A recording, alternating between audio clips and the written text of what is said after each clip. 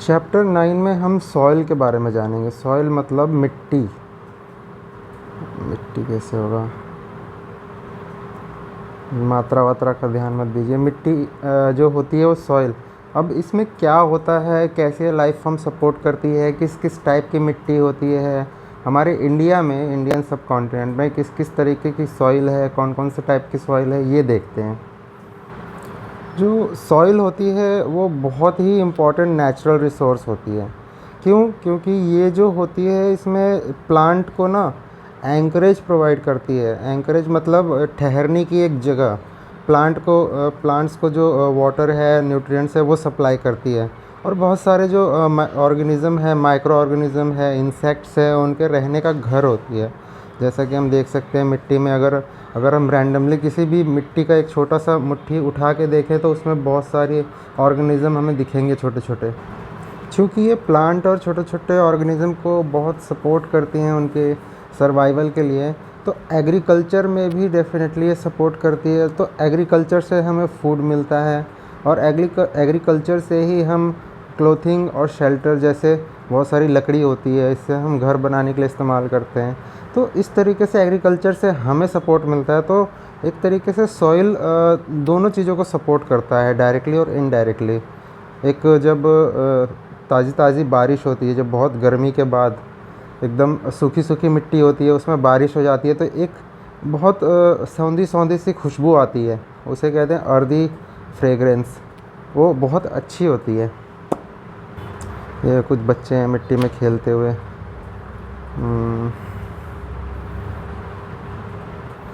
ये एक अर्थवर्म के बारे में लिखा है। अर्थवर्म एक छोटी सी एक लंबा सा एक इंसेक्ट होता है। इंसेक्ट बोलें, क्या बोलें, ये धरती पे रहता है और जो मिट्टी होती है उसे उपजाऊ बनाता है। ये जो एक्टिविटी है इतनी इम्पोर्टेंट नहीं है। जो पॉलीथीन बैग होते हैं, जो नॉर्मल जिसमें हम सब्ज़ी लेके आते हैं, पतली सी पन्नी होती है, वो सॉइल को ख़राब करती है, क्योंकि वो सदियों तक मिट्टी में पड़ी रहती है ऐसे ही। तो जो उसमें ऑर्गेनिज़म रहते हैं वो उसको भी मार देता है। इसलिए जो अथॉरिटीज़ हैं उसे डिमांड करी जा रही है कि जो प्लास्टिक्स है उसको बैन कर दिया जाए। एटलीस्ट जो प्लास्टिक है उसकी क्वालिटी बहुत ज़्यादा इम्प्रूव कर दी जाए, जिससे उसकी कॉस्ट महंगी हो, और जो नॉर्मली जो हम इस्तेमाल करते हैं उससे वो कट आउट हो जाए, जो छोटे छोटे वेंडर्स होते हैं उसकी पहुंच से बाहर हो जाए। तो वो प्लास्टिक नॉर्मली एक तरीके से उसका लगाम लग जाएगी। और जो महंगी महंगी प्लास्टिक्स हैं उसको तो कम ही इस्तेमाल करेंगे लोग। बहुत सारे अलग अलग सब्सटेंस होते हैं जो वेस्ट प्रोडक्ट होते हैं, केमिकल होते हैं, पेस्टिसाइड्स जो हम मिट्टी में डालते हैं एग्रीकल्चर के ग्रोथ को बढ़ाने के लिए, वो भी मिट्टी को ख़राब करती हैं। तो जो जो इंडस्ट्रियल केमिकल जो होता है, जो वेस्ट मटेरियल होता है पानी में, पानी के द्वारा जो छोड़ दिया जाता है, तो उसे ट्रीट करना बहुत ज़रूरी है ताकि वो मिट्टी में मिल के मिट्टी को ख़राब ना करे। सॉइल प्रोफाइल क्या होता है? सॉइल प्रोफाइल ये होता है कि उसमें सॉइल में कौन कौन से मिनरल्स, कौन कौन से जो तत्व हैं वो कितनी मात्रा में हैं, उससे एक प्रोफाइल बनाया जाता है, ताकि जो अगर किसान को ज़रूरत है तो वो न्यूट्रिएंट उसमें ऐड कर सके। मान लीजिए किसी मिट्टी में नाइट्रोजन कम है, तो उसमें नाइट्रोजन ही मिलाएगा वो, अगर किसान को चाहिए तो। अगर किसी में पोटेशियम कम है तो उसमें पोटेशियम ही मिलाएगा, ताकि जो एग्रीकल्चर प्रोड्यूस है वो मैक्सिमाइज़ हो सके। एक और क्लासिफिकेशन है सॉइल प्रोफाइल का, उसके डिस्टिंक्ट लेयर, किस किस तरीके से अलग अलग लेयर होती हैं। जैसा कि हम देखेंगे जो टॉप मोस्ट लेयर होती है वो क्ले होती है। क्ले मतलब सॉफ्ट, बहुत सॉफ्ट सी मिट्टी होती है, उसमें हम पानी मिला के खिलौने बनाते हैं, और वो उनकी वाटर रिटेंशन कैपेसिटी बहुत ज़्यादा होती है। एक डायग्राम है उसमें देखते हैं। हाँ, ये डायग्राम है। अगर हम मुट्ठी भर के थोड़ी सी मिट्टी ले लें और उसे पानी में डाल दें ग्लास भर के, तो जो मिट्टी की कंटेंट है वो अलग अलग लेयर में डिवाइड हो जाएंगे।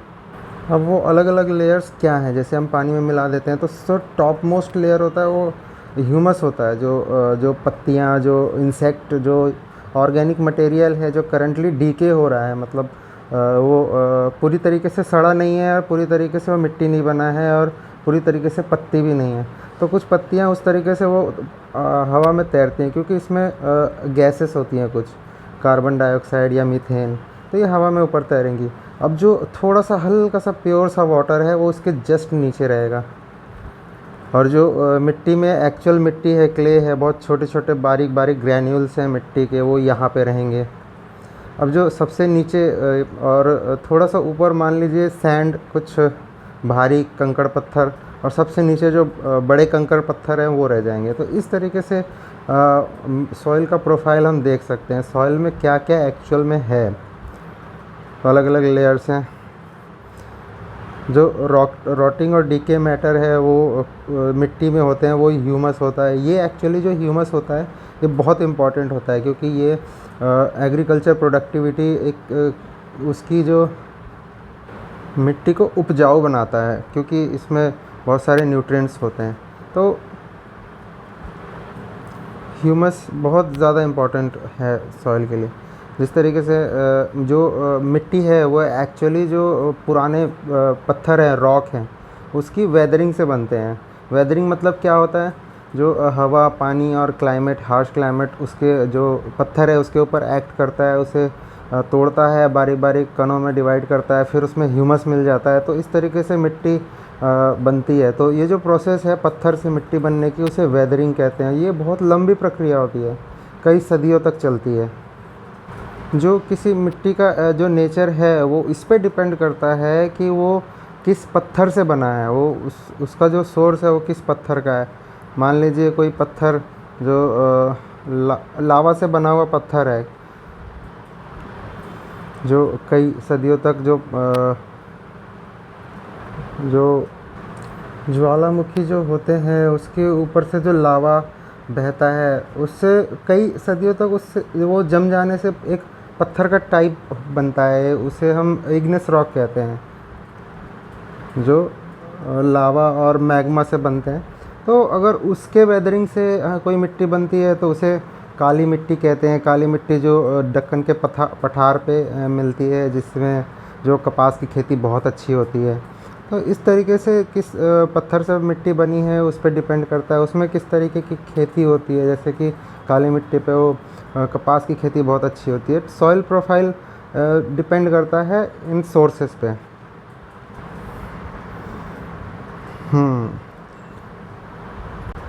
जो ऊपर हमने ग्लास में सॉइल प्रोफाइल देखा है वो एक्चुअली ए हॉरिजॉन का पार्ट है, क्योंकि इसी में जो सरफेस पे मिट्टी मिलती है उसी को हम पानी में डाल के एक छोटा सा प्रोफाइल देखते हैं।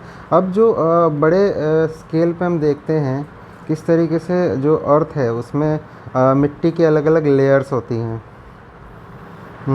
जैसे ये देखिए कि जो टॉप मोस्ट लेयर है ए हॉरिजॉन, यहाँ पे जो बायोलॉजिकल एक्टिविटीज़ है वो परफॉर्म होती है। मतलब एग्रीकल्चर प्रोड्यूस है, जो पेड़ पौधे हैं, छोटे छोटे पेड़ पौधे वो उगते हैं। बी हॉरिजॉन में कुछ बड़े बड़े पेड़ पौधों के जो जड़ें हैं वहाँ तक पहुँचती हैं। जो बी हॉरिजॉन है उसमें मिनरल्स बहुत ज़्यादा होते हैं और बहुत कॉम्पैक्ट सी मिट्टी होती है। कॉम्पैक्ट मतलब बहुत संकुचित होती है, दबी हुई सी होती है। तो यहाँ जड़ें जो होती हैं पेड़ों की बहुत कम पहुँच पाती हैं। जो नेक्स्ट लेयर है सी हॉरिजॉन, वो नॉर्मली पत्थरों से बनी है। तो जो पत्थर और मिट्टी का एक मिक्सचर सा होता है, इसमें ज़्यादा बायोलॉजिकल एक्टिविटीज़ नहीं होती, क्योंकि ऑक्सीजन और पानी की कमी होती है यहाँ पे। और एक जो आखिरी लेयर है वो बेड रॉक है, मतलब पत्थर ही पत्थर है, यहाँ पे कुछ भी नहीं होता, ओनली पत्थर ही पत्थर। यही सब चीज़ें थ्योरी में दी हुई हैं। चलिए आगे बढ़ते हैं।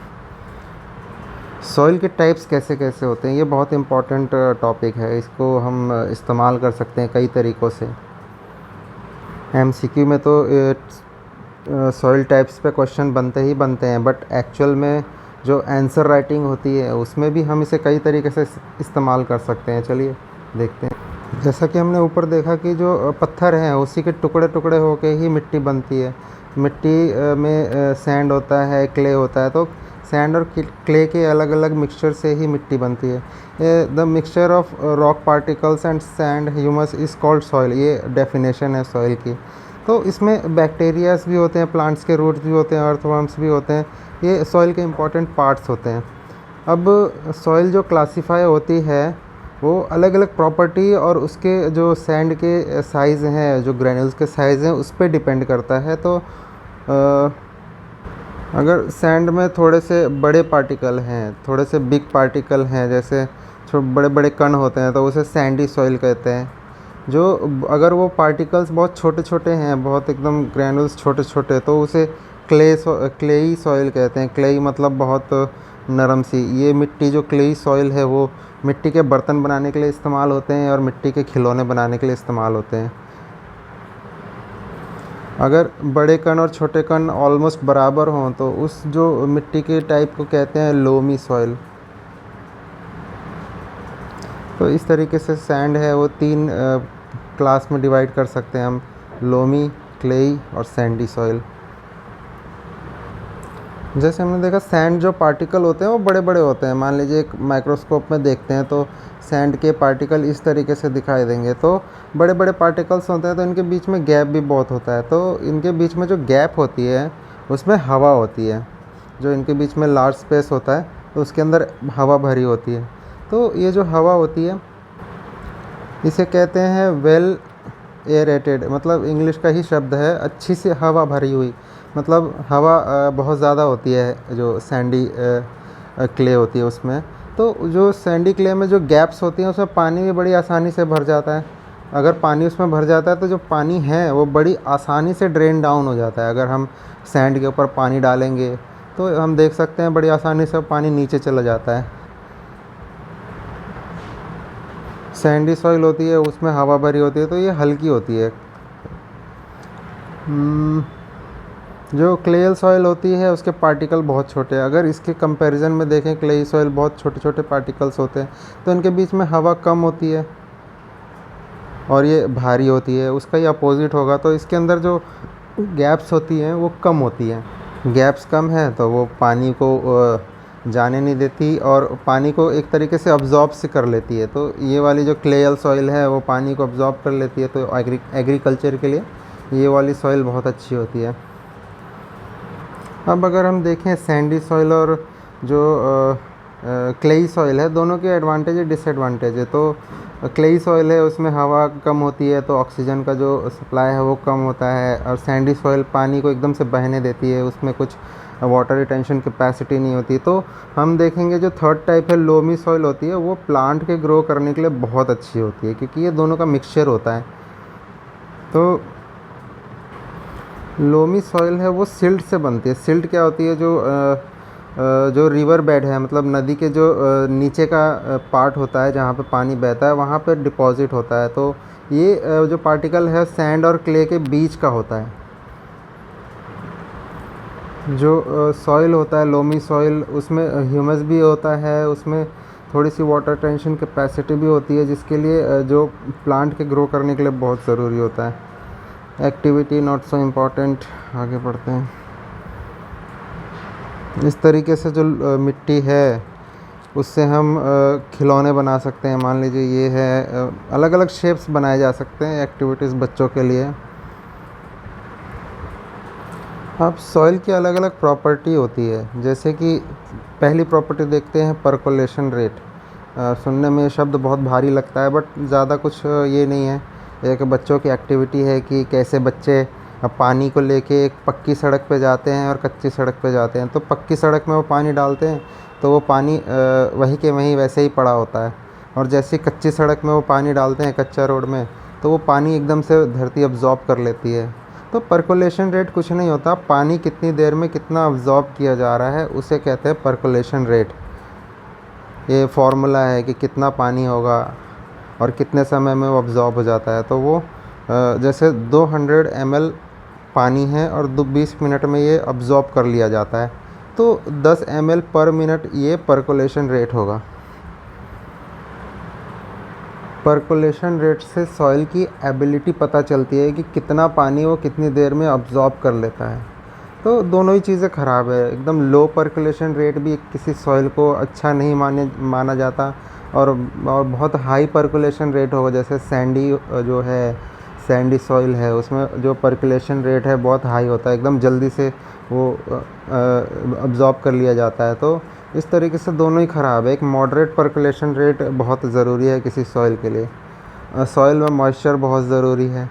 समर में वो एकदम ड्राई हो जाती है, विंटर में सॉइल ठीक होती है, बारिश में तो एकदम मिट्टी बह सी जाती है अगर पानी बहुत ज़्यादा तेज़ बरसता है तो। Activity not so important.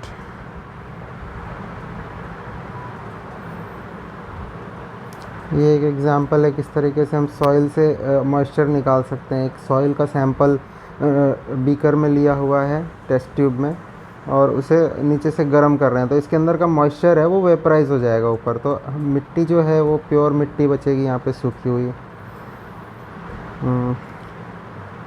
Absorption of water in soil, चलो इसे देखते हैं।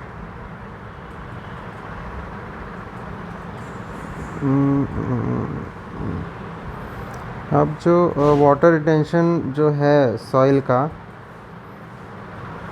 कितना अब्जॉर्ब कर लेती है, एक छोटा सा जो एक्सपेरिमेंट है इससे पता चलता है कि हम जो एक फ़नल लेते हैं, एक पीपी लेते हैं, उसके ऊपर एक पेपर रख देते हैं, फ़िल्टर पेपर, और उसमें थोड़ी सी मिट्टी डाल दी। अब मिट्टी डालने के बाद उसके ऊपर से हम पानी डालते हैं, तो पानी डालने से क्या होता है, मिट्टी पानी को पकड़ लेती है, और जो एक्सेस वाटर है वो फ़नल से छन के नीचे चला आता है। अब जो जितना पानी निकल जाता है उतना निकाल लिया, बाकी जो मिट्टी जब गीली रह गई तो उसे हम बाहर निकाल लेते हैं। तो अब जितना पानी मिट्टी ने सोखा है उसे हम कहते हैं water absorption capacity of soil. ये कुछ मैथमेटिकल कैलकुलेशन इतनी इम्पॉर्टेंट नहीं है, बस इतना जानना ज़रूरी है कि अब्जॉर्प्शन ऑफ वाटर क्या है, ये भी इतना इम्पोर्टेंट नहीं है। अब सॉइल एंड क्रॉप्स, जो इंडिया है उसमें अलग अलग जगह पे अलग अलग टाइप की मिट्टी पाई जाती है। जैसे गंगा के प्लेन में एलुवियल सॉइल मिलती है, जो डेक्कन प्लेटू है वहाँ पे ब्लैक सॉइल मिलती है। तो इस तरीके से अलग अलग जगह पे अलग अलग सॉइल है। वो कैसे बनी, अलग अलग जगह पे अलग अलग वेदरिंग कंडीशन है, टेम्परेचर है, लाइट है, ह्यूमिडिटी है, इससे वो अलग अलग मिट्टियाँ अपना प्रकार ली और अलग अलग टाइप की जो अलग अलग जो क्रॉप्स हैं वो अलग मिट्टी में सपोर्ट करती हैं। जैसे जो क्लेई सॉइल है, जो लोमी सॉइल है, वो सीरियल और वीट और ग्राम्स जो चना होता है उसके ग्रो करने के लिए बहुत अच्छी होती है, क्योंकि इसमें वाटर रिटेंशन कैपेसिटी ज़्यादा होती है। जो पैडी होती है, जो धान कहते हैं जिससे जिससे चावल होता है, उसे उगाने के लिए जो सॉइल है वो क्लेई होनी चाहिए और ऑर्गेनिक मैटर से भरी होनी चाहिए, और इसकी जो वाटर रिटेंशन कैपेसिटी है वो बहुत ज़्यादा होनी चाहिए। अब जो लेंटाइल्स है, जो मसूर की दाल है और अदर जो दालें हैं, उसको उगाने के लिए लोमी सॉइल चाहिए होता है, जो वाटर को ना ड्रेन आउट कर दे, जो एक्सेस वाटर है वो निकाल दे, और जो पेड़ के लिए, जो हमारे क्रॉप हैं उसके लिए ज़रूरी पानी को ही रिटेन कर सकें। और जो कॉटन है उसके लिए सैंडी और लोमी सॉइल की ज़रूरत होती है, जिससे पानी आराम से ड्रेन आउट हो सके, क्योंकि पानी अगर रुक जाएगा तो ये प्लांट डेड हो जाएंगे। यहाँ एक केस स्टडी दी हुई है, किस तरीके से बच्चे लीलाधर दादा के पास जाते हैं और लीलाधर दादा उसे मिट्टी का बर्तन बनाने की टेक्निक्स बताते हैं। तो ये टेक्निक डिटेल में जानने की इतनी ज़रूरत नहीं है, बट इतना इम्पॉर्टेंट है कि जो मिट्टी है वो एकदम लोमी होनी चाहिए, मतलब छोटे छोटे ग्रैन्यूल्स की होनी चाहिए, और ब्लैक सॉइल होती है। फिर जो हॉर्स का डंग होता है, जो हॉर्स के वेस्टेज से बना हुआ डंग होता है, जो उपला होता है, उसे हम मिट्टी में मिला देते हैं, तो सॉइल में जो छेद होते हैं, जो अनवांटेड जो छेद होते हैं जिससे वो कमज़ोर होती है, वो निकल जाते हैं। ये इतना इम्पोर्टेंट नहीं है, चलिए आगे बढ़ते हैं। और यहाँ पे एक और क्रॉप के बारे में दिया हुआ है, वीट, जो गेहूँ होता है वो फाइन क्ले सॉइल से बनता है, क्योंकि इसमें ह्यूमस बहुत ज़्यादा होता है, बहुत फर्टाइल होता है। सॉइल इरोजन क्या है कि जो वेदरिंग होती है उससे जो मिट्टी के टॉप लेयर है वो जो बह जाती है, उसे सॉइल इरोजन कहते हैं। जो टॉप मोस्ट लेयर है, अगर वहाँ प्लांट्स हैं छोटे छोटे और या बड़े प्लांट भी हो, तो मिट्टी को पकड़ के रखते हैं, जिससे सॉइल इरोजन को रोका जा सकता है। इसीलिए हम कहते हैं कि प्लांटेशन बहुत ज़रूरी है। अगर सॉइल इरोड हो गया, मिट्टी बह गई, तो मिट्टी बह जाने के बाद वहाँ जो कुछ बचता ही नहीं है, तो वहाँ पे प्लांटेशन और एग्रीकल्चर हो ही नहीं सकता। जो नीचे का हार्ड सरफेस है वो ऊपर आ जाता है, जिसमें ह्यूमस नहीं होता और क्लेई सब्सटेंस नहीं होता, तो वहाँ पे जो पेड़ पौधे उगना इतना आसान नहीं होता। तो जो सॉइल इरोजन है, उससे मिट्टी जब निकल जाती है, वहाँ पेड़ पौधे नहीं होते हैं, तो वो एक डेज़र्ट जैसा माहौल बन जाता है। इस डेज़र्ट बनने की पहली प्रोसेस होती है सॉइल इरोजन।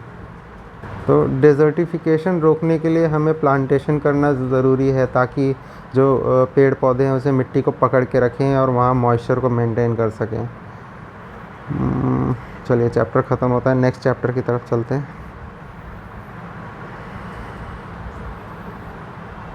अब हम चैप्टर 10 देखने वाले हैं। चैप्टर 10 में हम ये देखने वाले हैं कि अलग अलग ऑर्गेनिज्म किस तरीके से रेस्पिरेशन परफॉर्म करता है। रेस्पिरेशन मतलब सांस लेना, एक तरीके से हम बहुत आसान भाषा में समझे तो जैसे बूझो हमारा कैरेक्टर है इस किताब में, समझाने के लिए यूज़ किया हुआ है। तो बूझो एक दिन अपने ग्रैंड पेरेंट्स को लेने के लिए बस स्टॉप में जाता है, तो बहुत ईगर रहती है उसमें कि ग्रैंड पेरेंट्स से जल्दी मिलना है, तो वो तेज़ भाग के जाता है। तो तेज़ भागने से क्या होता है कि वो बहुत तेज़ी से सांस लेने लगता है, मतलब बहुत रैपिडली ब्रीथ करने लगता है। तो उसके मन में ख्याल आता है कि मैं इतना तेज़ कैसे सांस ले रहा हूँ, क्या कारण है इसके पीछे। तो जिस तरीके से सारे ही जो लिविंग ऑर्गेनिज्म हैं वो किसी न किसी फॉर्म में रेस्पियर करते हैं, सांस लेते हैं, तो इसके बारे में हम जानते हैं। तो हम क्यों सांस लेते हैं?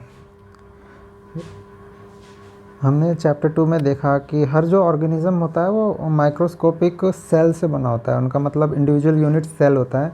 अलग अलग सेल कंबाइन करके एक ऑर्गेनिज्म बनाते हैं, मतलब ऑर्गन बनाते हैं। तो हर ऑर्गन अलग अलग तरीके का फंक्शन परफॉर्म करता है, तो उनका स्ट्रक्चर और फंक्शन अलग अलग होता है ऑर्गेनिजम्स का, ऑर्गन्स का। तो जो माइक्रोस्कोपिक सेल हैं वो कंबाइन करके एक ऑर्गेनिज़म बनाते हैं। तो ऑर्गेनिज़म के अलग अलग ऑर्गन्स होते हैं, तो सब अलग अलग ऑर्गन्स के अलग अलग काम होते हैं। जैसे किसी का न्यूट्रिशन होता है, किसी का ट्रांसपोर्ट होता है, किसी का एक्सक्रीशन होता है। माइक्रोस्कोपिक लेवल पे सब अपने अलग अलग फंक्शंस परफॉर्म करते हैं। तो सेल जो फंक्शन परफॉर्म कर रहे हैं उन्हें एक्चुअली एनर्जी की ज़रूरत होती है। कोई भी काम करना है तो एनर्जी की ज़रूरत होगी, डेफिनेटली, वो तो पक्की बात है। पर वो एनर्जी आती कहाँ से है? अगर हम बात करें कि हम अगर सो रहे होते हैं, मान लीजिए हम सो रहे हैं, तब भी हमारे जो इंटरनल ऑर्गन्स हैं वो काम कर रहे होते हैं। तो उन्हें जो एनर्जी मिलती है वो कहाँ से मिलती है? एक बेसिक सा होता है, जैसे मेरे मम्मी पापा कहते हैं कि रेगुलरली खाना खाओ, पौष्टिक आहार लो। तो एक कॉमन आंसर है इस चीज़ का कि जो फूड है वो स्टोर्ड एनर्जी है। मतलब हम जो भी खाना खाते हैं वो अल्टीमेटली एनर्जी में ही कन्वर्ट होती है। और जो एनर्जी है वो रेस्पिरेशन से रिलीज़ होती है। जो भी लिविंग ऑर्गेनिज्म है वो रेस्पियर करते हैं, सांस लेते हैं, एनर्जी कुछ एनर्जी बनाते हैं अपने फूड से जब सांस लेते हैं। जैसे कि हम जानते हैं कि हम अगर सांस लेते हैं तो ऑक्सीजन अंदर लेते हैं और उसे कुछ पर्टिकुलर मात्रा में, जो अगर मोर प्रिसाइज कहें तो 4% जो ऑक्सीजन है जो भी हम ब्रीथ करते हैं वो अब्जॉर्ब कर लेती है हमारी बॉडी, और बाकी एज इट इज़ रिलीज़ कर देती है with combination of carbon dioxide.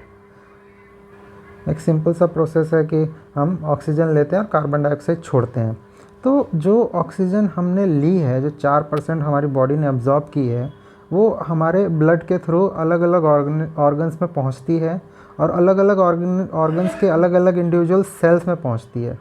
अब जो ऑक्सीजन है जो हवा के द्वारा, सांस के द्वारा हमारे शरीर में गई है, वो एक्चुअली हमारा जो खाना है उसको ब्रेक डाउन करती है। जो भी प्रोसेस होती है जो फूड को ब्रेक डाउन करती है हमारे सेल के अंदर, उसे हम सेल्यूलर रेस्पिरेशन के नाम से जानते हैं। जो हमारे माइक्रोस्कोपिक सेलुलर सेल्स होते हैं उसके अंदर जो रेस्पिरेशन है उसे सेल्यूलर रेस्पिरेशन कहते हैं। अब ऑब्वियस सी बात है, सेलुलर जो रेस्पिरेशन है वो सेल के अंदर ही होता है।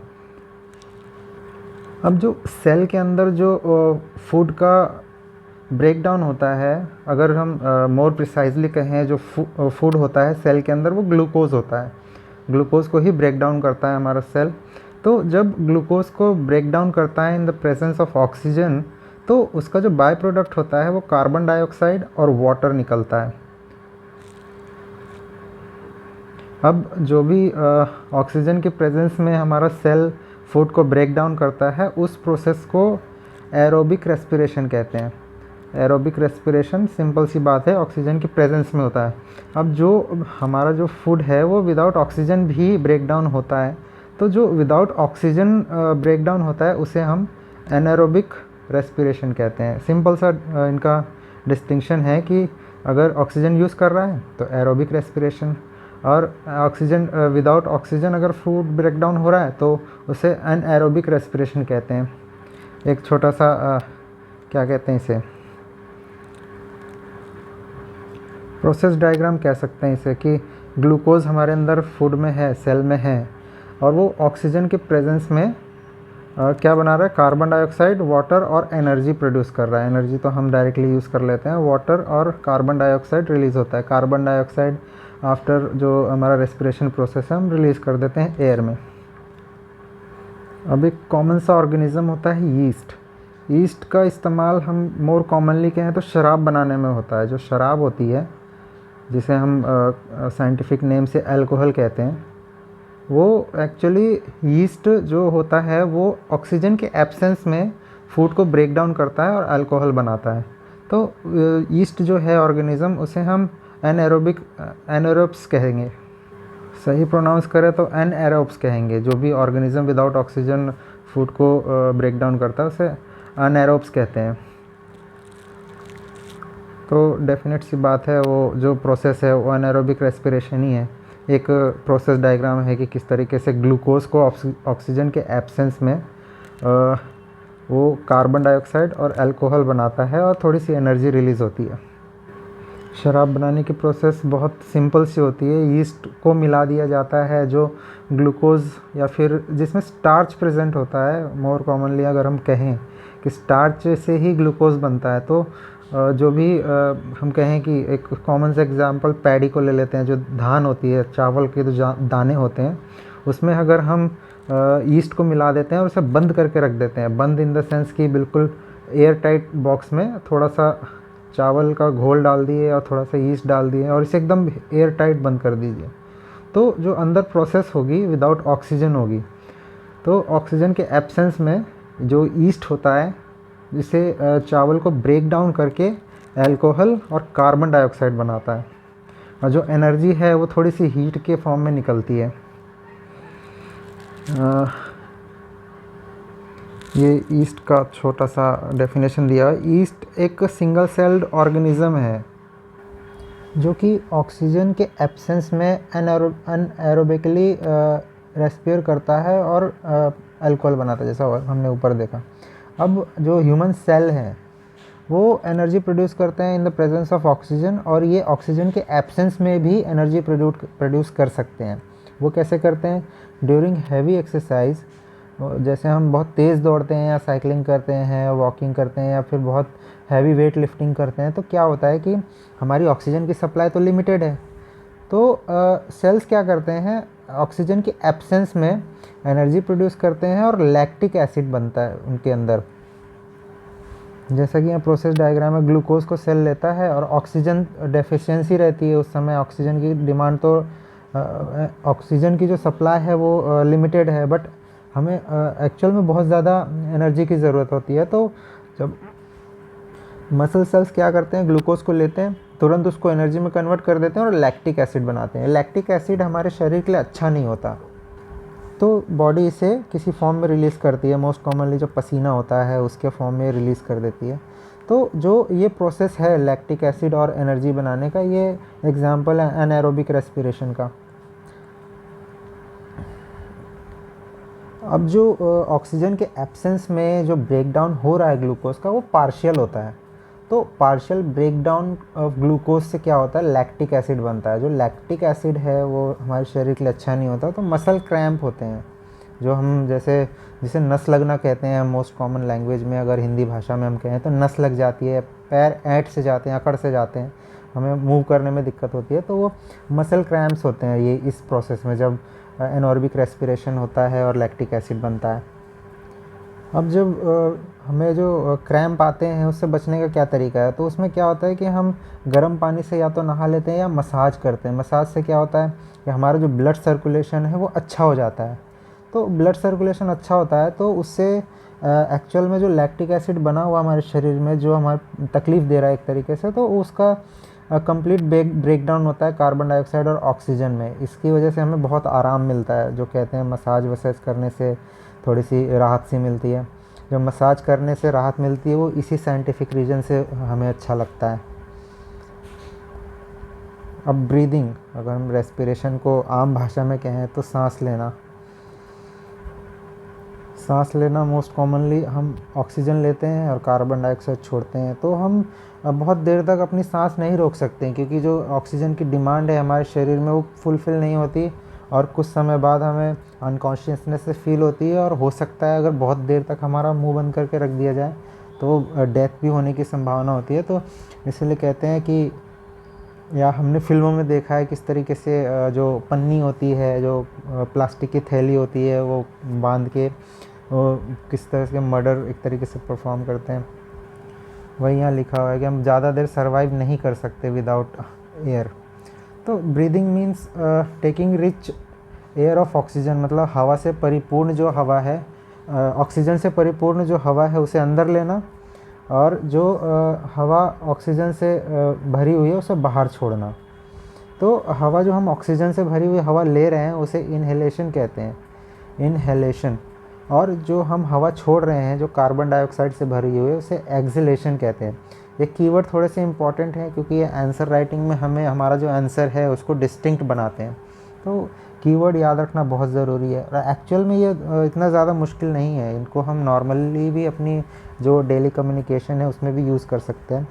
थोड़ा सा अच्छे कीवर्ड्स का इस्तेमाल करके अगर हम बात करते हैं तो हमारी जो कम्युनिकेशन स्किल है वो अच्छी प्रिटेंड होती है, और लोगों के सामने एक तरीके से हम अच्छा रिप्रेजेंटेशन दे सकते हैं अपने जो नॉलेज है हमारे अंदर। तो जो कीवर्ड्स होते हैं, तो ये सब कीवर्ड्स वगैरह बहुत इंपॉर्टेंट होते हैं। ब्रीथिंग रेट, हम सांस एक समय में एक पर्टिकुलर टाइम में कितना ले रहे हैं, तो मोस्ट कॉमनली हम 1 मिनट में कितने सांस ले रहे हैं, ये हमारा ब्रीथिंग रेट होता है। इसी तरीके से जो ब्रीदिंग इन और ब्रीथ आउट, ये एक प्रोसेस, एक साइकिल हो गई। वही मतलब एक ब्रीद इन और ब्रीद आउट एक साइकिल हो गया, तो वो एक पर्टिकुलर साइकिल कितनी बार रिपीट हो रहा है उसे हम ब्रीदिंग रेट कहते हैं। जो ब्रीदिंग रेट होता है वो हमारी ऑक्सीजन डिमांड पे डिपेंड करता है। नॉर्मल सी हम एक बात देख सकते हैं कि हम बहुत तेज़ दौड़ते हैं और बहुत तेज़ चलते हैं तो हमारी ब्रीदिंग रेट बढ़ जाती है ऑटोमेटिकली, और अगर हम आराम की पोजीशन में हैं, कहीं बैठे हैं या लेटे हैं, तो हमारा ब्रीदिंग रेट कम होता है। तो ये डेफिनेट सी बात है, एक्टिविटी बच्चों के लिए दी हुई है उसी के बारे में। टेबल फिल करना है बच्चों को, हमें नहीं करना। तो एक नॉर्मल जो ह्यूमन बीइंग है, जो नॉर्मल अडल्ट है, वो 15 से 18 ब्रीदिंग पर मिनट करता है। मतलब इनहेल और एक्सेल दो प्रोसेस को एक में कंबाइन कर दें तो 15 से 18 उनका ब्रीदिंग रेट होता है। और हैवी एक्सरसाइज के टाइम में जब हम जिम में हों या कहीं रनिंग कर रहे हैं तो ये 25 हो सकता है मैक्सिमम, इससे भी ज़्यादा हो सकता है अगर देखा जाए तो। नॉर्मल एक आंकड़े दिए हुए हैं कि याद रखने के लिए। Activity not so important. अब हाउ डू वी ब्रीथ, हम कैसे सांस लेते हैं। एक नॉर्मल सी बात है कि हम नाक से सांस लेते हैं, तो एक यही है कि जो नाक की जो सांस लेने को जगह होती है उसे नोस्ट्रिल्स कहते हैं। नोस्ट्रिल मतलब नाक से जो छेद गया है वो। तो नाक से छेद जो गया हुआ है उसके अंदर जो हमारे चेहरे पे एक नोस्ट्रल कैविटी है जिससे हम हवा को अंदर ले रहे हैं, वो एक नोस्ट्रल कैविटी से हवा अंदर जाती है और सीधे लंग्स में पहुंच जाती है। अब लंग्स क्या है, लंग्स फेफड़े होते हैं अगर हिंदी में कहें तो चेस्ट कैविटी, हमारा जो रिब केज है उसके अंदर चेस्ट कैविटी है, वहाँ पे हमारा जो लंग है वो फिटेड है। हम देखेंगे किस तरीके से ये फिट है, आगे हम चैप्टर में देखेंगे। तो ये जो चेस्ट कैविटी है ये सराउंडेड बाय रिब केज, मतलब हमारी जो हड्डी है चेस्ट में, बड़ी बड़ी रिब केजेस हैं उसमें उससे छुपा हुआ होता है, क्योंकि बहुत बहुत डेलिकेट ऑर्गन्स होते हैं। यहाँ अगर कुछ एक्सटर्नल फोर्स लग जाता है तो हमें सांस लेने में तुरंत प्रॉब्लम होने लगेगी और हम अनकॉन्शियस हो सकते हैं। तो इसको प्रोटेक्शन की ज़रूरत है। तो ये जो रिब केज है इसको प्रोटेक्शन प्रोवाइड करता है।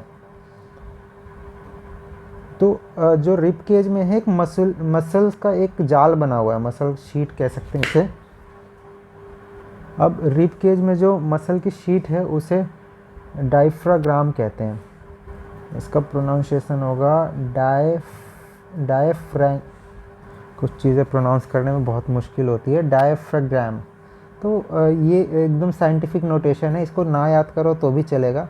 बस हमें इतना पता होना चाहिए कि हमारी जो रिब केज है उसके अंदर चेस्ट कैविटी है, उसके अंदर लंग्स होते हैं और लंग्स में ही हम ऑक्सीजन को अब्जॉर्ब करते हैं और ऑक्सीजन जो शरीर से कार्बन डाइऑक्साइड है उसी को वहाँ से रिलीज़ भी करते हैं। ये कॉमन सी जो फैक्ट है उसे ही याद करना है हमें। अब जब हम सांस लेते हैं तो अगर आप खुद सांस लेंगे तो फील होगा जो रिब्स हैं, जो रिब केज हमारी हड्डियां हैं रिब केज की, वो ऊपर की तरफ बढ़ती हैं और बाहर की तरफ आती हैं। हम सांस लेके आप अभी फील कर सकते हैं इसे। और जो हमारा डायफ्राग्राम है, जो रिब केज के आसपास मसल्स का जाल है, वो नीचे की तरफ बढ़ता है हाँ जब हम सांस लेते हैं। सेम प्रोसेस एक्सहेलेशन में है। तो आप समझ सकते हैं जैसे हम सांस छोड़ते हैं तो रिब नीचे जाता है और डायफ्राग्राम है वो ऊपर की तरफ जाता है। इससे हमें ऑक्सीजन रिच हवा अंदर लेने में आसानी होती है और छोड़ने में जो इन्वर्स प्रोसेस है वो काम आती है।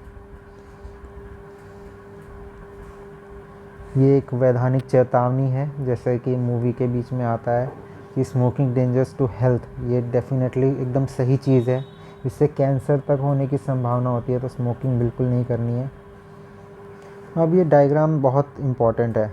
देखिए जो हमने ऊपर कीवर्ड्स पढ़े, जैसे ये नेज़ल पैसेज है, मतलब नाक के अंदर की जस्ट थोड़ी सी जो हवा होती है जहाँ से हम नाक सांस लेते हैं, यहाँ पे कुछ जो हम खुशबू लेते हैं या फिर बदबू जो महसूस होती है उसके कुछ सेंसर ऑर्गन्स हैं।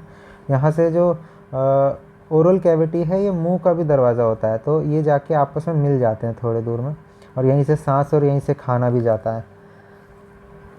ये सब साइंटिफिक नोटेशंस हैं, इन्हें छोड़ दिए तो भी कोई फ़र्क नहीं पड़ेगा, पर रिब्स लंग्स ये कॉमन है, इसे याद करना पड़ेगा। ये जो हमने जैसे ऊपर देखा जो रिब केज है, ये वाला पार्ट जो रिब केज हम कहेंगे, हड्डियों का ढांचा होता है, ये सांस लेने में ऊपर की तरफ जाता है और इसका जो डायफ्रैगम है वो नीचे की तरफ जाता है। जिस तरीके से जो हमारा जो लंग्स हैं उसको एक्सपांड और श्रिंक करने में इससे मदद मिलती है, तो हमारा जो ऑक्सीजन रिच एयर है वो बहुत अच्छे से अब्जॉर्ब किया जाता है। इस जो इन्वर्स रिलेशन है इनका, डायफ्राग्राम और हमारे रिब केज का, इसका यही फंक्शन है।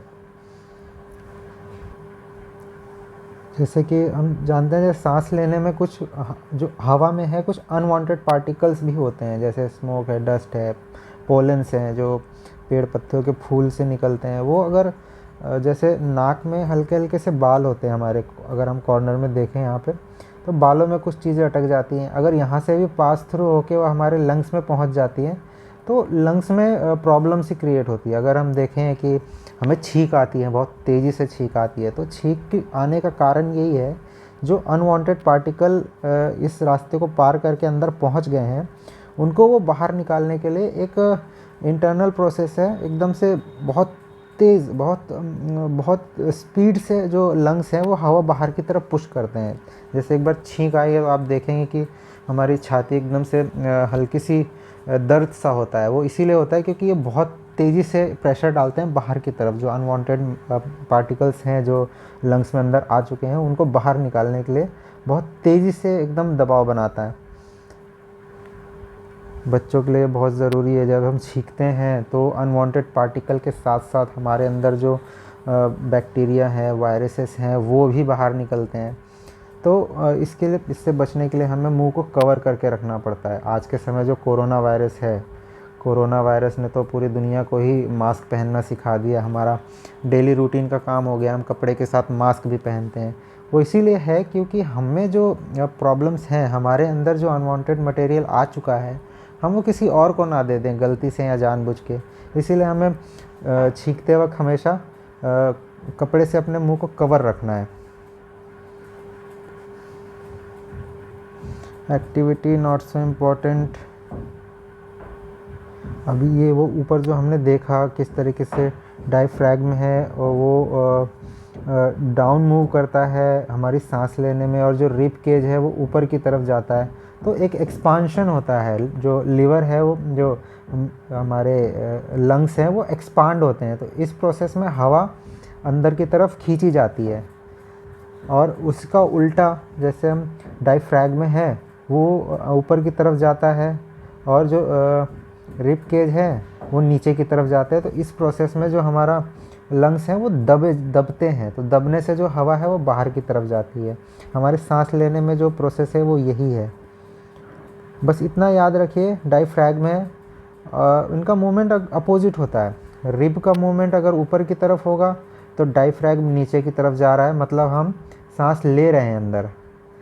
और इसी का अगर उल्टा देखें, रिब केज नीचे की तरफ जा रहा है, डायफ्रैगम ऊपर की तरफ जा रहा है, तो एक मसल का दबाव पैदा होता है, इससे हवा बाहर की तरफ जाती है, मतलब हम एक्सेल कर रहे हैं। ये नॉट सो इम्पोर्टेंट। अब ये फ़ोटो देख के तो मुझे पुलिस की भर्ती याद आ गई। एक टेस्ट होता है, अगर हम पुलिस की भर्ती में देखें तो छाती का साइज़ एक तो नॉर्मली नापा जाता है, और एक सांस लेने के बाद कितनी छाती फूलती है वो नापा जाता है। तो दोनों का डिफरेंस 5 सेंटीमीटर होना चाहिए, ऐसा कुछ है। तो ये क्यों है? एक्चुअली हमारे लंग्स की जांच होती है, उस समय हमारे लंग्स कितने स्वस्थ हैं इसकी जांच होती है। अगर लंग्स स्वस्थ होंगे तो वो भरपूर हवा अंदर ले लेंगे और छाती का फुलाव बहुत ज़्यादा होगा। तो ये 5 सेंटीमीटर का फुलाव स्टैंडर्ड सेट कर दिया गया है। अगर 5 सेंटीमीटर फूल रही है तो बंदा स्वस्थ है, वो स्मोकिंग नहीं करता होगा, उसके जो लंग्स हैं एकदम सही हैं। इसीलिए तो पुलिस वाले और आर्मी वाले जो होते हैं उनके भागा दौड़ी का काम होता है, वो शारीरिक मेहनत बहुत करते हैं, तो लंग्स का स्वस्थ होना बहुत ज़रूरी है। तो ये टेस्ट से लंग्स का पता चलता है कि लंग्स सही काम कर रहे हैं नहीं कर रहे हैं। ये एक्टिविटी इतनी इम्पोर्टेंट है नहीं। क्या हम बाहर क्या छोड़ते हैं? वो ऑब्वियस सी बात है, हम बाहर कार्बन डाइऑक्साइड छोड़ते हैं। बच्चों के लिए एक्टिविटी है।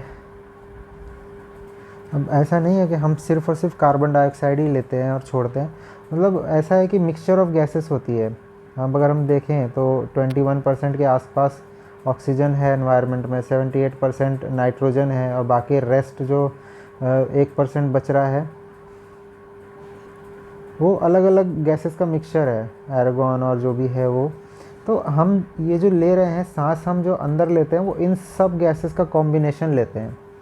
तो ऐसा नहीं है कि हम जो ले रहे हैं और सारी ऑक्सीजन अब्जॉर्ब कर लेते हैं, ऐसा नहीं है। जो हम ऑक्सीजन ले रहे हैं उसका 4% अराउंड अब्जॉर्ब किया जाता है, और बाकी एज इट इज़ उसका जो इक्विवेलेंट कार्बन डाइऑक्साइड है वो हम रिलीज़ कर देते हैं। वही यहाँ पे लिखा हुआ है, एक मॉडल सा दिया हुआ है कि हम किस तरीके से सांस लेते हैं। जो योगा है प्राणायाम, जिसमें हम एक नाक बंद करके सांस अंदर लेते हैं और दूसरी नाक से बाहर छोड़ते हैं, तो ये क्यों अच्छी होती है, क्यों इससे हमें स्वस्थ जीवन मिलता है? क्योंकि हम अपने लंग्स की एक्सरसाइज करवाते हैं इससे। लंग्स को प्रॉपरली काम करने के लिए क्या चाहिए होता है? अच्छी हवा और अच्छा जो वातावरण है वो। तो हम प्राणायाम में लगातार इनसे काम करवाते हैं ताकि ये स्वस्थ रहें, यही इसका कारण है। जैसे ये डिस्ट्रीब्यूशन दिया हुआ है, ये बहुत ज़रूरी है। किस तरीके से हम इनहेल करते हैं तो क्या क्या हमारे अंदर जाता है? जो लंग्स में जाता है वो 21% ऑक्सीजन होता है और 0.04% कार्बन डाइऑक्साइड, इतना लंग्स अब्जॉर्ब करते हैं। अब जो रिलीज़ कर रहे हैं वो तो 4% तो उसने यूटिलाइज़ कर लिया। जो 4% ऑक्सीजन है वो शरीर में अब्जॉर्ब हो जाती है, हमारे सिस्टम में घुल जाती है। अब बचा हुआ जो कार्बन ऑक्सीजन है वो भी रिलीज़ कर देती है बॉडी, प्लस 4.4% जो हमारा कार्बन डाइऑक्साइड हमारी बॉडी से निकला हुआ है वो भी रिलीज़ कर देती है। तो ये छोटी सी चीज़ है, याद रखना बहुत ज़रूरी है। अब ब्रीदिंग इन अदर एनिमल्स, वो अलग एनिमल कैसे कैसे सांस लेते हैं, हमारा तो इंसान का तो कॉमन है। उसी तरीके से 4 पैरों वाले 2 पैरों वाले एनिमल्स हैं, वो भी इंसानों की तरह ही सांस लेते हैं। उनके अंदर कैविटीज़, चेस्ट कैविटी होती है, फेफड़े होते हैं, तो उस तरह इंसानों की तरह ही सांस लेते हैं। बट अगर हम कॉकरोच की बात करें, इनका जो रेस्पिरेशन का प्रोसेस है वो थोड़ा सा अलग होता है। वो अपने शरीर से सांस लेते हैं। उनके जो शरीर के अंदर बाहर ही अलग अलग पार्ट्स होते हैं, उससे वो सांस लेते हैं।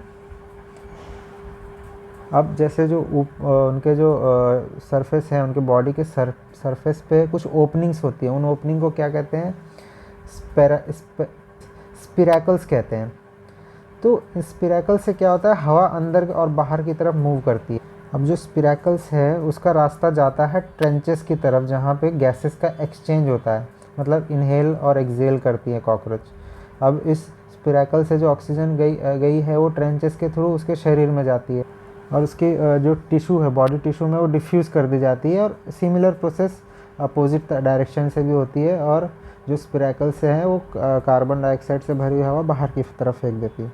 बस बेसिक सी चीज़ें पता होनी चाहिए। बस कॉकरोच के पास लंग्स नहीं होते हैं, बस इतना ध्यान रखिए, इसका रेस्पिरेशन का प्रोसेस अलग है। उसके एक तरीके से अर्थवर्म का भी एकदम अलग से तरीका होता है सांस लेने का। अर्थवर्म भी अपने स्किन से ही सांस लेती है। बस इतना याद रखिए कि अर्थवर्म और कॉकरोच अपने स्किन से सांस लेती है। इनके पास लंग जैसा कोई कैविटी नहीं होती, चेस्ट कैविटी नहीं है जहाँ पे फेफड़े हों और वो ऑक्सीजन और कार्बन डाइऑक्साइड का यूटिलाइजेशन करें। बस इतना ही पता होना चाहिए, इसमें कुछ ज़्यादा रॉकेट साइंस नहीं है। अब जो मछलियाँ हैं वो सांस पानी के अंदर कैसे लेती है, उनके पास क्या फेफड़े होते हैं? नहीं। तो मछलियों में सांस कैसे लिया जाता है? By using gills. इनके पास एक स्पेशल ऑर्गेनिज्म होते हैं, ऑर्गन होता है, जिससे वो पानी के अंदर जो डिज़ोल्व ऑक्सीजन है उसको इस्तेमाल करते हैं। इनके जो गिल्स हैं, ये छोटे छोटे जो गिल्स होते हैं, ये पानी से ऑक्सीजन को छांटते हैं और अपने मछली के शरीर में अब्जॉर्ब करवाते हैं। इसी तरीके से जो प्लांट है वो भी सांस लेते हैं। जो एनिमल होते हैं उन जो लंग्स के द्वारा ऑक्सीजन ली गई है ब्लड के थ्रू पास कराते हैं इंडिविजुअल सेल की तरफ। तो इंडिविजुअल सेल ऑक्सीजन को यूज़ करता है ग्लूकोज को ब्रेक डाउन करने के लिए। अब जो प्लांट है उसमें जो इससे थोड़ा सा अलग होता है कि प्लांट में एक सारे इंडिविजुअल पार्ट अपना काम करते हैं ऑक्सीजन को लेने का और बाद में कार्बन डाइऑक्साइड छोड़ने का। मतलब छोटे छोटे जो पार्ट हैं वो अलग अलग तरीके से काम करते हैं प्लांट्स में। अब जो प्लांट की जड़ें हैं उन्हें भी ऑक्सीजन चाहिए होती है एनर्जी बनाने के लिए, तो वो किस तरीके से हवा लेते हैं? ये जो एक तरह से प्लांट रूट हेयर है, ये रूट हेयर मान लीजिए, और ये ये वाला पार्ट है, ये मिट्टी के कण है एक तरीके से देखा जाता है। इसके बीच में भी गैप होती है, इन गैपिंग में से हवा पास होती है और ऑक्सीजन की सप्लाई पूरी करती है रूट की तरफ। ये चैप्टर यहीं ख़त्म होता है। कीवर्ड देख लीजिएगा, कीवर्ड जो ज़रूरी हैं बस उसी याद करिए, जैसे गिल्स हो गए, लंग्स हो गई, ये इसकी ज़रूरत नहीं है, इसको भी एक्सेलेशन ये ज़रूरी है, ब्रीथिंग रेट, सेलुलर रेस्पिरेशन, ये सब कीवर्ड हमारे जो ओरिएंटेशन स्किल्स हैं, हमारे बोलने की जो क्षमता है उसे बढ़ाते हैं अगर हम कीवर्ड्स का इस्तेमाल करते हैं। चलिए अब आगे वाले चैप्टर में चलते हैं। आगे चैप्टर में है transportation in animal and plants. अब जो ट्रांसपोर्टेशन है, किस ट्रांसपोर्टेशन शरीर के आने जाने को नहीं, किस तरीके से ऑक्सीजन और मिनरल्स हैं, विटामिन्स हैं, वो किस तरीके से बॉडी में फ़्लो करते हैं, इसके बारे में जानते हैं। ये एक बहुत फेमस डायग्राम है। जैसा कि हमने ऊपर देखा कि जो लंग्स होते हैं वो ऑक्सीजन को अब्जॉर्ब करते हैं हवा से।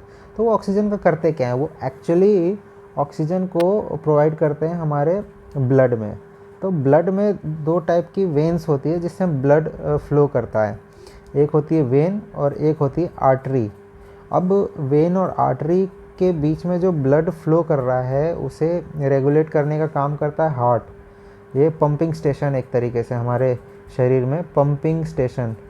अब पंपिंग क्या करता है? ये ब्लड को पंप करता है इन एंड आउट। तो इसमें दो तरीके की ब्लड होता है, एक में ऑक्सीजन रिच ब्लड होता है और एक कार्बन डाइऑक्साइड वाला ब्लड होता है, जिसमें क्या होता है कि हमारा जो ऑक्सीजन रिच ब्लड होता है उसको पास करना होता है अलग अलग ऑर्गेनिज्म में, अगर अलग अलग ऑर्गन और अलग अलग सेल्स में। अब जो ऑक्सीजन का यूटिलाइजेशन होने के बाद क्या प्रोड्यूस होता है, कार्बन डाइऑक्साइड और वाटर। अब वाटर है वो तो हमारे शरीर में जमा हो जाता है और किसी न किसी फॉर्म में निकल जाता है, या तो पसीने से निकले या यूरिनेशन में निकले। और दूसरा जो कार्बन डाइऑक्साइड निकल रहा है उसे ही रिलीज़ करने के लिए वेन होती है। वेन्स क्या करती है, डीऑक्सीजनेटेड ब्लड को कैरी करती है टुवर्ड लंग्स। और जो आर्टरी होती है वो लंग्स से ऑक्सीजन लेके ब्लड में कंबाइन करके अलग अलग पार्ट्स में पहुंचाती है। एक्चुअल में हमारा जो ट्रांसपोर्टेशन सिस्टम है ब्लड का और हार्ट का और वेन और आर्टरी, बस इतना ही है जो फंक्शनैलिटी है। अब इसको थियोरी में पढ़ते हैं। सर्कुलेटरी सिस्टम, अब ब्लड जो मोस्ट इम्पॉर्टेंट चीज़ है सर्कुलेटरी सिस्टम में, वो क्या करता है, blood is kind of highway. मतलब एक तरीके से एग्जांपल ले सकते हैं कि इसी के थ्रू सारे न्यूट्रिएंट्स वगैरह हैं, जो एनर्जी है, ऑक्सीजन है, वो अलग अलग पार्ट में शरीर के पहुंचाया जाता है। अब ब्लड क्या है, वो तो एक फ्लूइड है, लिक्विड जैसा होता है जो ब्लड वेसल्स में ट्रांसपोर्ट होता है। ब्लड वेसल जैसे हमने दो टाइप की देखे, एक वेन होती है और एक आर्टरी होती है। अब जो ब्लड है वो ऑक्सीजन कैरी करती है और जो न्यूट्रिएंट्स है फूड से अब्जॉर्ब की हुई उनको कैरी करती है। और ऑन दी अदर हैंड ये वेस्ट मटेरियल भी कैरी करती है, जैसे ऑक्सीजनेटेड ब्लड है उसको भी कैरी करती है। तो ट्रांसपोर्ट का एक बहुत अच्छा माध्यम है। अब जो ब्लड है उसमें मेनली दो पार्ट होते हैं, एक आरबीसी जो रेड ब्लड सेल कहते हैं और एक हीमोग्लोबिन। रेड ब्लड सेल, जो सेल होते हैं ब्लड सेल से बना होता है, तो उस सेल को आरबीसी कहते हैं। जो रेड पिगमेंट होते हैं उसमें वो हेमोग्लोबिन उन्हें कहते हैं, जो कि ऑक्सीजन को कैरी करता, ट्रांसपोर्ट करता है। तो कॉमन सी बात है, हीमोग्लोबिन की वजह से ही जो ब्लड है वो रेड दिखता है। अब दूसरे टाइप का सेल होता है एक white blood cell. White blood cell का अगर हम ओवरऑल देखें तो ये हमारे शरीर को जो अनवांटेड ऑर्गेनिज्म हैं, जैसे बैक्टीरिया है या फिर वायरसेस हैं, उससे शरीर को बचाता है। ये एक्चुअली हमारे डिफेंस मैकेनिज़्म है जर्म्स और बैक्टीरिया के लिए। अब यहाँ वही बूझो गिर जाता है, उसे चोट लगती है, तो चोट लगने के बाद कुछ समय बाद वहाँ पे एक काली सी पपड़ी सी जम जाती है, कुछ देर ब्लड बहता है, फिर वो पपड़ी बन जाती है। अब जो पपड़ी बनी है वो एक शरीर में स्पेशल काइंड ऑफ फ्लूइड से बनती है।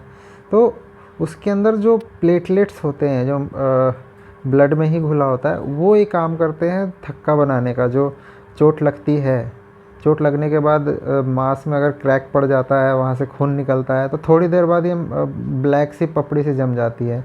ये प्लेटलेट्स की वजह से जमती है। अब ब्लड वेसल दो टाइप की होती है, एक तो आर्टरी होती है, एक दूसरी वेन्स होती हैं, जैसे ऊपर बताया मैंने। तो इसको याद करने का तरीका है, आर्टरी अगर हम पहला शब्द देखें ए, तो ये अच्छा है। तो अच्छा क्या होता है, ऑक्सीजन रिच ब्लड, तो हम इसे कैरी करते हैं। ए मतलब अच्छा और वी मतलब बुरा मान लीजिए। अगर एक याद हो गया तो दूसरा ऑटोमेटिकली याद आ जाएगा। तो आर्टरीज मतलब अच्छा, तो अच्छा वाला खून कैरी कर रही है। तो उसका अपोजिट हो गया, जो वेन होते हैं वो डीऑक्सीजनेटेड ब्लड कैरी करती हैं। जो हम ऑक्सीजन इस्तेमाल कर लेते हैं ब्लड में से और कार्बन डाइऑक्साइड बचती है एनर्जी को प्रोड्यूस करने के बाद, वो वेन्स के थ्रू कैरी होती है टुवर्ड्स लंग्स, ताकि उसको उसका जो ऑक्सीजन है उससे निकाल के फिर ऑक्सीजन कार्बन डाइऑक्साइड निकाल के फिर उसमें ऑक्सीजन मिलाया जा सके बाय लंग्स। सिंपल सी चीज़ है। ये तो एक्टिविटी इतनी ज़्यादा जरूरी। अब पल्स रेट के बारे में जानते हैं। पल्स रेट क्या है, पर्टिकुलर टाइम में कितनी बार ब्लड वहाँ से पास हुआ है। तो ये बहुत कॉमन सी चीज़ है, जो हिंदी में नाड़ी चेक करना कहते हैं। पुराने जो वैद्य होते थे वो नाड़ी चेक करके ही बता देते थे कि शरीर में समस्या क्या है। तो इसको बहुत जानने का बहुत आसान तरीका है।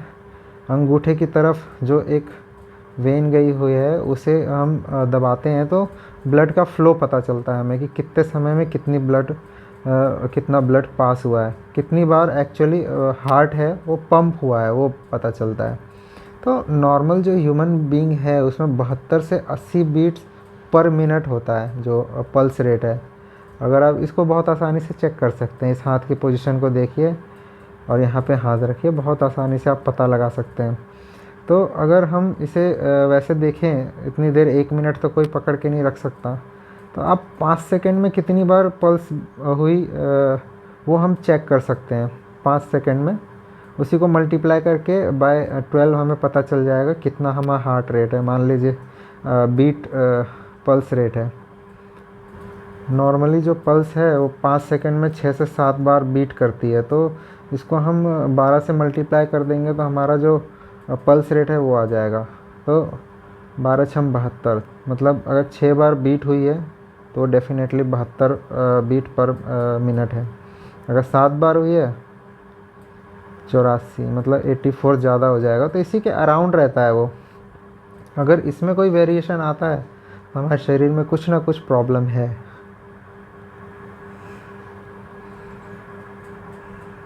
अब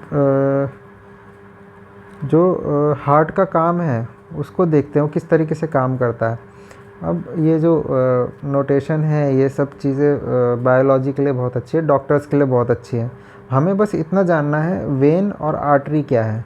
अब वेन क्या करते हैं, कैपिलरीज में जो ब्लड होता है उससे ऑक्सीजन यूज़ कर ली जाती है। अब ऑक्सीजन जब यूज़ कर ली गई है तो ब्लड में तो ऑक्सीजन बची नहीं। एनर्जी प्रोड्यूस करने के बाद ऑक्सीजन और फूड को लेके एनर्जी प्रोड्यूस होती है, वाटर और कार्बन डाइऑक्साइड को कैरी करती है वेन्स। हार्ट इसे पंप करता है टुवर्ड लंग्स।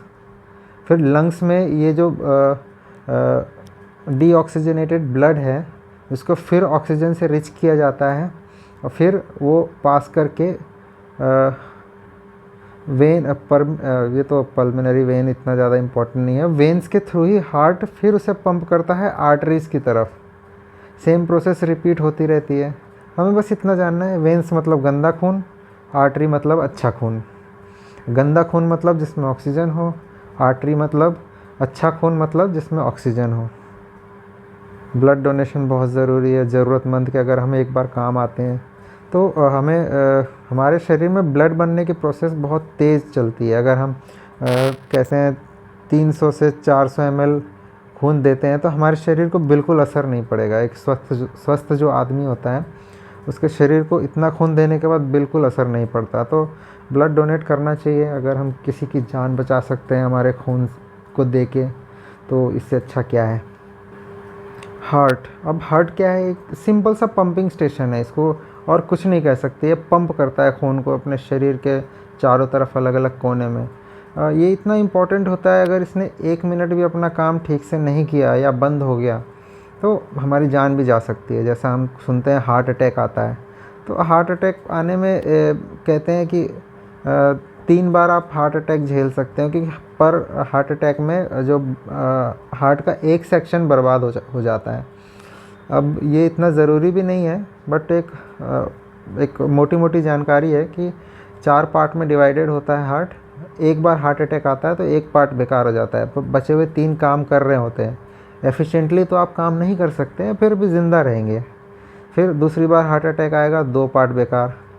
ज़्यादातर अब सर्वाइवल रेट तो खैर छोड़ दीजिए, अगर आधा हार्ट ख़राब हो गया तो बचे हुए आधे से इंसान ज़िंदा नहीं रह सकता। तो हार्ट सिंपली एक पंपिंग स्टेशन है, इसके बारे में इतना जानना ज़रूरी नहीं है।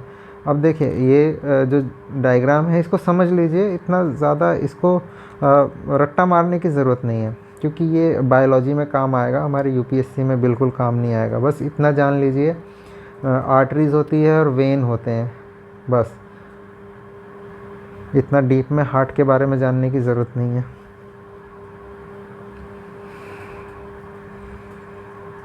अब जो हार्ट बीट है, जब ऊपर हमने देखा था पल्स रेट कितना पर 1 मिनट में कितनी बार पल्स चली है। अब जो हमारा शरीर का पंपिंग स्टेशन है, जो हार्ट है, वो काम कैसे करता है। ये एक टाइम पे एक पर्टिकुलर रिदम में काम करता है। रिदमिकली एक बार फूलेगा, एक तरफ कॉन्ट्रैक्ट होगा, फूलेगा तो खून अंदर लेता है, कॉन्ट्रैक्ट होगा तो बाहर की तरफ छोड़ता है। तो इस तरीके से उसका रेट होता है, 1 मिनट में हार्ट कितनी बार इन और आउट किया। ये इंस्ट्रूमेंट है, डॉक्टरों के गले में पड़ी होती है। इससे वो हार्ट बीट सुनते हैं, कितना हार्ट चल रहा है। इससे हार्ट बीट से पता चल जाता है कि समस्या क्या है इंसान को। एक काम चलाओ स्कोप बनाने का, इसको कहते हैं स्टेथोस्कोप। अब ये काम चलाओ स्टेथोस्कोप बच्चे कैसे घर में बना सकते हैं। एक्चुअली बहुत महंगा होता है, तो बच्चों को कैसे बनाना है सिखाया हुआ है, तो ये भी इतना इम्पोर्टेंट नहीं है। Record your own pulse, rhythmic beating, बस इतना ही है इसमें।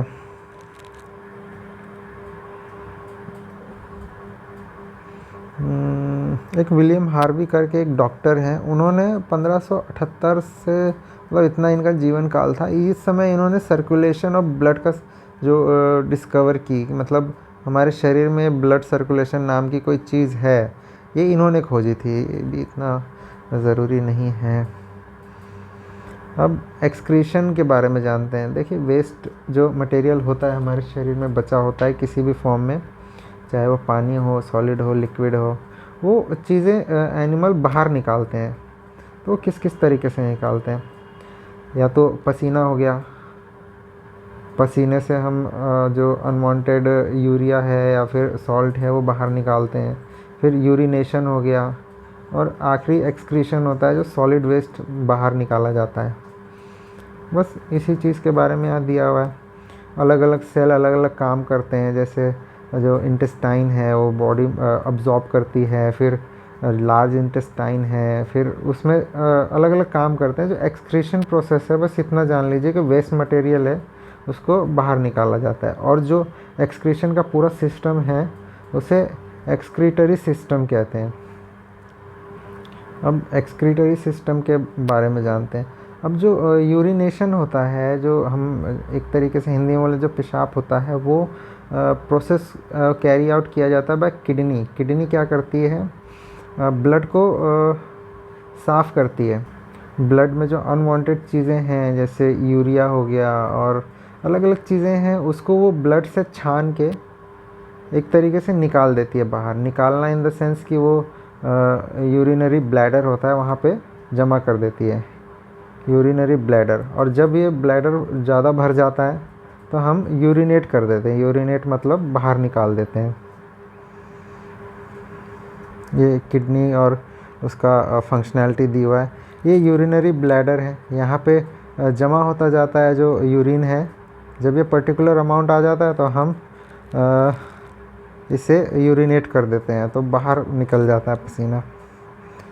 ये जो कीवर्ड्स है ये इतनी इम्पॉर्टेंट नहीं है, आप पढ़ सकते हैं, फिर भी फंडामेंटल जो है वो हमें बस इतना ही समझना है। किडनी ब्लड को साफ़ करती है और अनवांटेड चीज़ें बाहर की तरफ निकाल देती है। तो एक बहुत कॉमन सी चीज़ है, किडनी स्टोन होता है। किडनी स्टोन का मतलब क्या है? जो हम अगर बहुत गंदा चीज़ खा रहे हैं, मतलब पोल्यूटेड वाटर ले लीजिए, एक तरीके से पोल्यूटेड वाटर पी रहे हैं, तो वो अल्टीमेटली जाके हमारे ब्लड में भी घुल जाता है।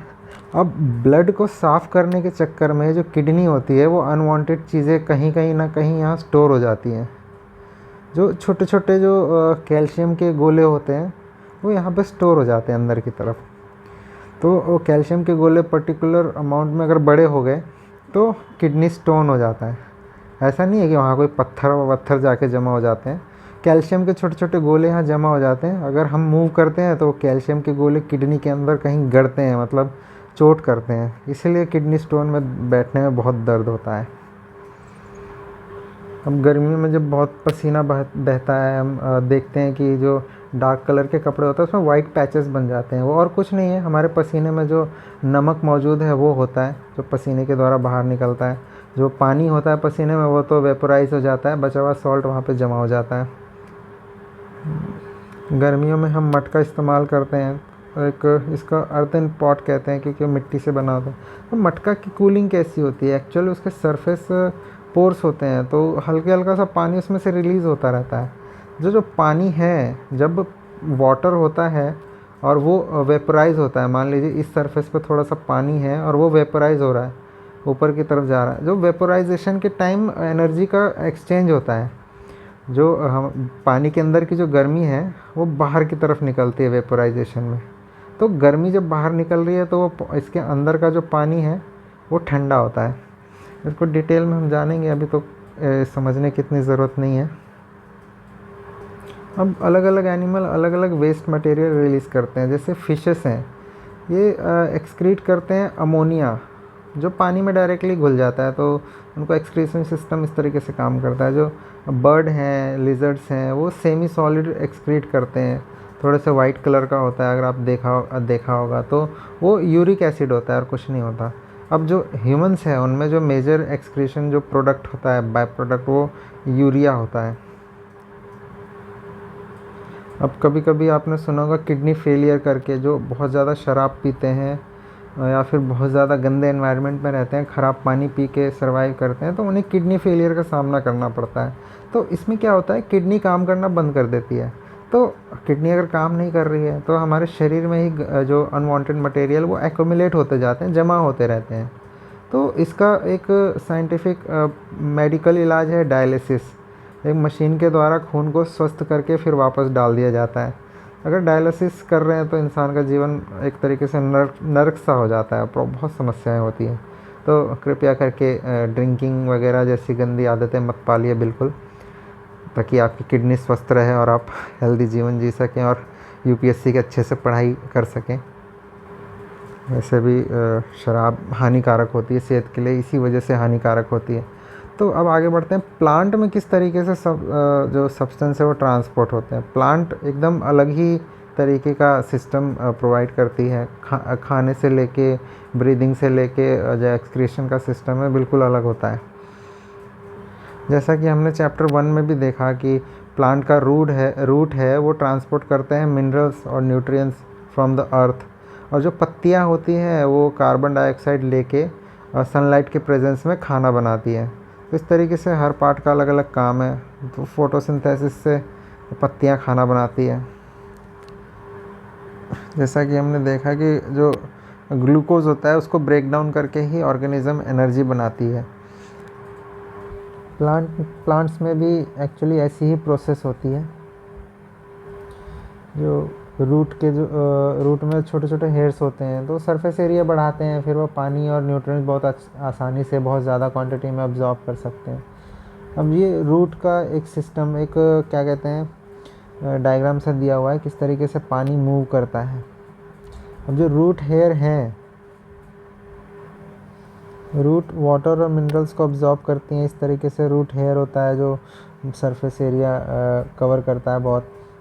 रूट जो है पेड़ में, जो मिनरल्स है, जो वाटर है, वो अब्जॉर्ब करते हैं और बाय स्टेम ये ऊपर की तरफ पत्तियों तक पहुंचाते हैं जो मिनरल्स होते हैं, जो वाटर है।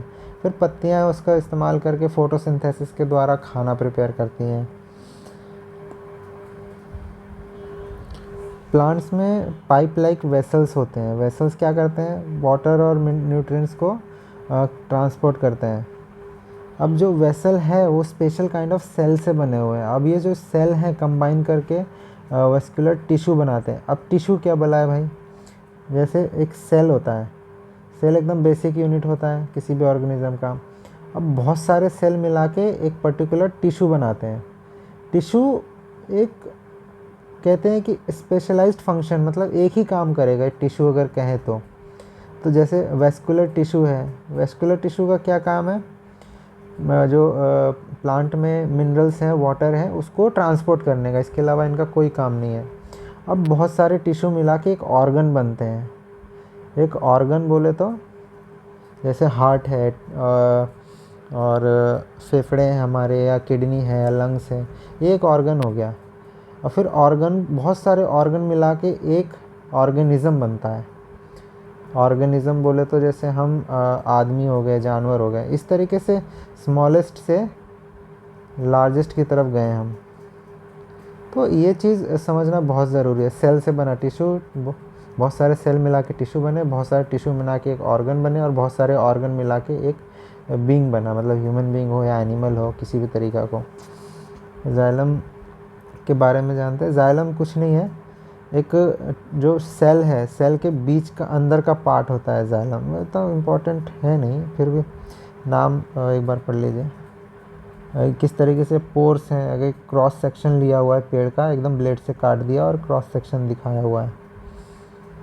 यहाँ पे जो छोटे छोटे छेद हैं वो वाटर और मिनरल्स को ट्रांसपोर्ट करने के लिए ही प्लांट इस्तेमाल करते हैं। ट्रांसपिरेशन, अब ट्रांसपिरेशन जानते हैं। अब जैसे हमने पहले वाले चैप्टर में भी देखा, ट्रांसपिरेशन मतलब जो हवा है प्लांट द्वारा जो बाहर निकाली जाती है, इवेपोरेट कर दी जाती है, उसे ट्रांसपिरेशन कहते हैं। अब जो भी पानी जो रूट के द्वारा, पानी या मिनरल्स रूट के द्वारा अब्जॉर्ब करी गई है, वो सारा इस्तेमाल नहीं किया जाता प्लांट द्वारा, तो बचा हुआ जो पानी है वो इवेपोरेशन के थ्रू बाहर निकाल दिया जाता है। तो जो प्रोसेस है, ये वाली प्रोसेस, इसे ट्रांसपिरेशन कहते हैं। हमने पहले वाले चैप्टर में भी पढ़ा है। चलिए चैप्टर ख़त्म होता है, अब आगे बढ़ते हैं नेक्स्ट चैप्टर की तरफ। अब रिप्रोडक्शन इन प्लांट्स।